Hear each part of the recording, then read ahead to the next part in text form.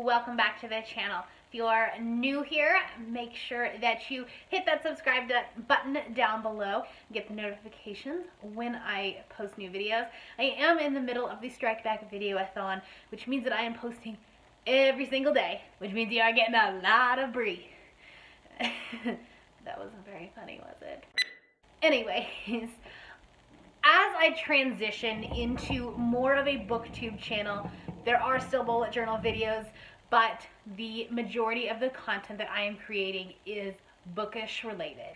I realize that not all of you have come from that little corner of YouTube, that you have been with me since the very beginning, since I was only doing bullet journal videos. And so a lot of the things that I have been saying in my videos recently don't make sense. And I get that because I had to research them once upon a time, and I failed to bring you guys along in a way that you guys would understand. So I am doing this video and I'm going to just be talking about the bookish language, and not necessarily like talking about specific books, but just about the acronyms that we use here on BookTube, and just the different things that, like, when you think about it, you're like, that's not really a word, or it doesn't stand for anything that I can think of. So I am going to try to help everybody out with that. Alright, I'm really trying to make it so that the lighting actually works, but it's a really grayish day, and so no matter what I do, I either have like this glare here or it's dark here. Nothing's working, so we're just gonna go with it. Also, you might hear puppies in the background, and that is okay. Alright, so the first word that is kind of new is just BookTube. That might be something that you guys don't even understand, but BookTube is basically the little corner of the internet where people talk about books, specifically here on YouTube. So if you hear the word BookTube or BookTuber, that's just somebody who makes video content about books, and that means that they could be a reviewer, whether or not that's paid reviewer or not.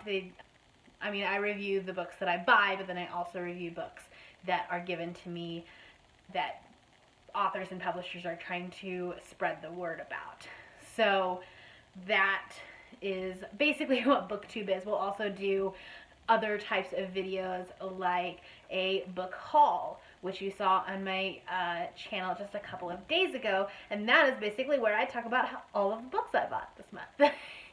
And if you see like an unhaul or a book unhaul, that basically means that they're showing you all the books that they're getting rid of. And the other thing you might hear on the channel is Bookstagram, and that is basically somebody on Instagram who talks about bookish content.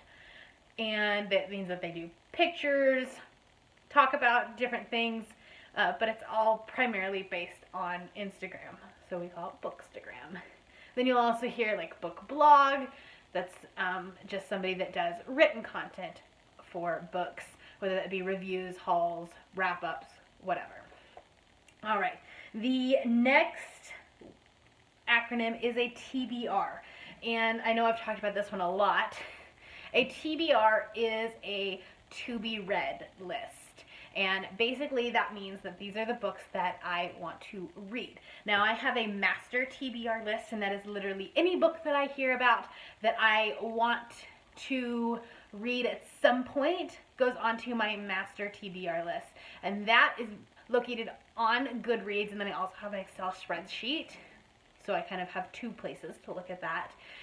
And then I have a monthly TBR, and that basically means that these are the books that I want to read in this specific month.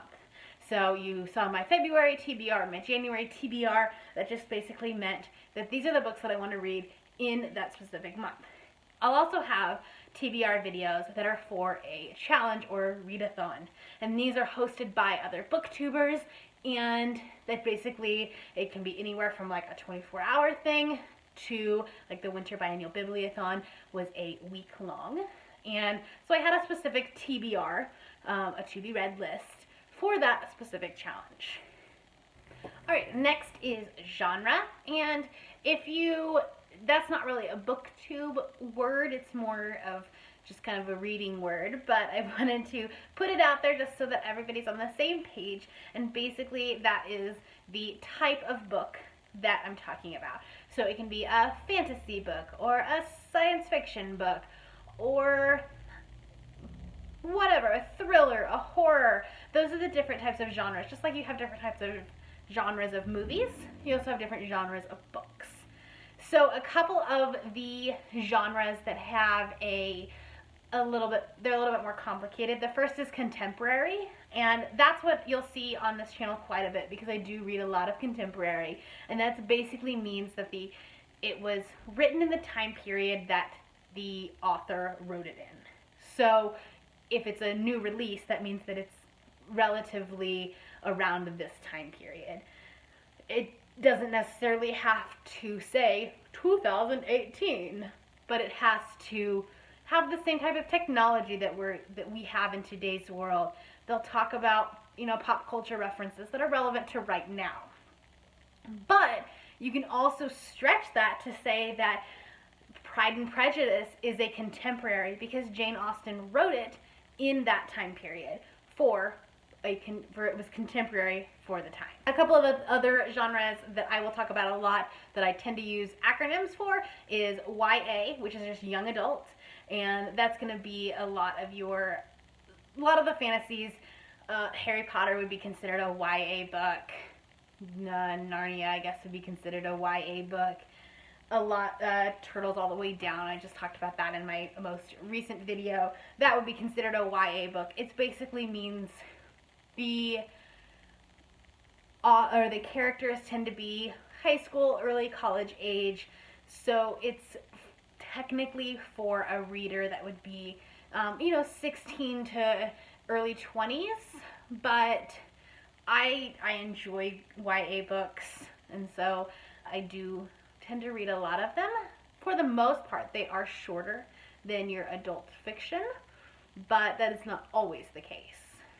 And then the second one that I kind of use an acronym for is NA, or New Adult, which is kind of like one step above YA. There will be a little bit more adult-ish content, specifically dealing with romance and how those characters are feeling with other people.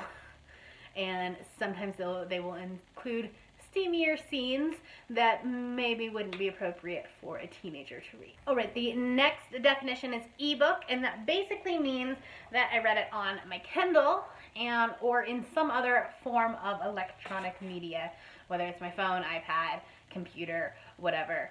It just means that it's not a physical copy of the book. Alright, and then the final two definitions that I do tend to use quite a bit on here is the first one is ARC, and that stands for Advanced Reader Copy. And basically that means that I am getting a copy of the book prior to its publication date. And I usually will get these off of NetGalley. If you're ever interested in reviewing books, NetGalley is a great place to start. They have some books where you could just automatically download the book and you can read it right away.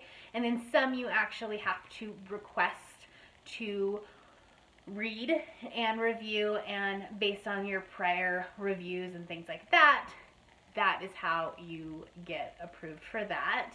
And it kind of depends on the publisher.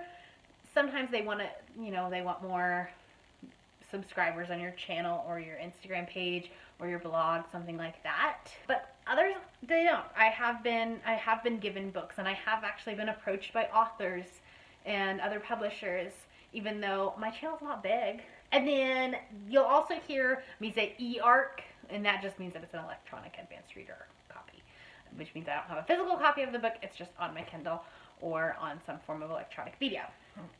And then the last one is DNF, and that stands for Did Not Finish. And basically that means that you started a book and you didn't finish it. And you'll hear me say this a lot, specifically in my vlogs. And basically it means that I just wasn't into a book.